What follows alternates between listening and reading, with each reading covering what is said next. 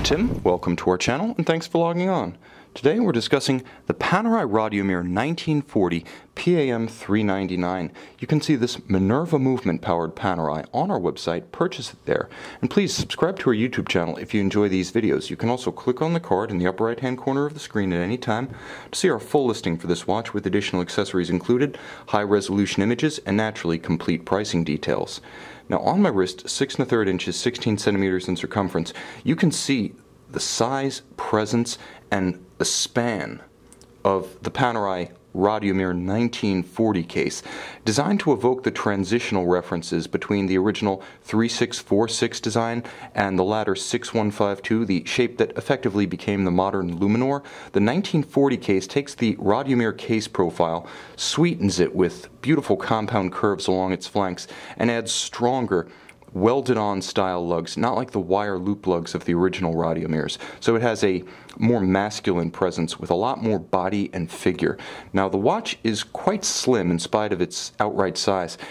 At the very least, you can say it wears slim. 15.5 millimeters would be considered thick, but when paired with this generally stepped and sloped case flank, conical bezel, and a generously sloped sapphire, you can see how a dress cuff easily rides up and over this. Now, if you are the type to button down to the bitter end, that second button, and strangle your wrist, well then you've got other issues, and you might not clear this watch, but everyone else is going to be able to get a dress cuff and a formal sleeve over this timepiece. 47 millimeters is across the broad of the case, 9:3 not including the crown, and the measurement across the lugs may be the most challenging for smaller wrists like mine, as it does measure a robust 57 millimeters from extremity to extremity. But in the fashion of Panerai, somehow it just seems to wear smaller than the bare dimensions suggest. You'll note that the lugs do thrust down rather sharply as they exit the flank of the case, and they don't constrain the strap, so you can pull it straight down. You can really pull it at right angles, or even acute angles to your wrist if you have a smaller wrist, so the fit is easy to accomplish.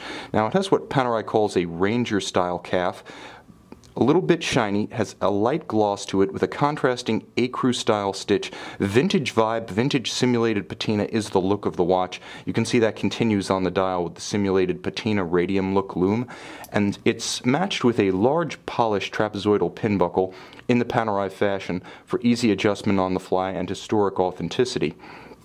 You'll also note that the back of the watch, broad and flat, allows it to sit evenly with no hot spots or pressure points on the wrist, even though it is big. My verdict, I would say you could probably wear this watch on a wrist down to about 15 centimeters, maybe 14.5, without having any issues of proportion or security. Now I'll also add that the watch has a nice weight to it because of the broad case, the deep lugs. The outright heft of this piece is impressive and becoming of a Panerai sports watch. Inboard, I did mention that the dial has a vintage vibe and vintage elements to it. So you can see tri-Arabics. It is a sandwich style dial, which is to say a stencil on top of a fully loomed disc, in this case a fully loomed disc with that slightly golden ecru color.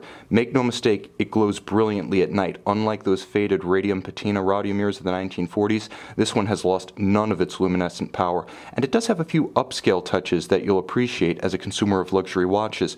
Polished rose gold hands hint at the luxury finish that lies beneath, and by beneath, I mean beneath that sandwich dial, because this is a true piece of high horology, finished to a standard that you would expect of Vacheron, of Audemars Piguet, of Lange. The movement, hailing not from Panerai's ancestral home in Florence, nor its modern manufacture in Neuchâtel, but from Villeret, where it's constructed by Richemont corporate cousin Minerva, generally applied to the highest end of Mont Blanc watches. Minerva movements are built in only a few hundred copies per year. You can see the gorgeous anglage across the bridges. They're rounded by hand and polished to a mirror finish.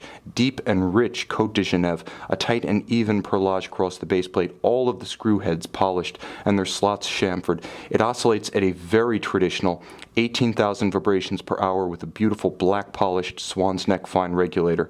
Manually wound, it has a 55-hour power reserve and it runs on 18 pivot jewels. Yes, Panerai has an OP caliber number for it, calling it the OP27, but the reality is, to everyone who knows knows and loves high horology, this is a Minerva caliber 16.7 and glorious, with an immense balance borne on a Breguet overcoil hairspring, built the old-fashioned way, assembled, regulated, and decorated by hand. This is a rarity in Panerai, which has gone manufacture movement since 2005, but nevertheless has precious few movements that are actually finished by hand. This is a beautiful watch with classical imagery. It compromises nothing of what you expect of the look, feel, and the persona of Panerai. Simple, legible, masculine, and yet on the caseback, you can go toe-to-toe with the very best from the highest houses of high horology. You can see this gorgeous Panerai Radiomir 1940 PAM 399 with Minerva caliber and stainless steel case, one of only 100 made in 2012, on our website.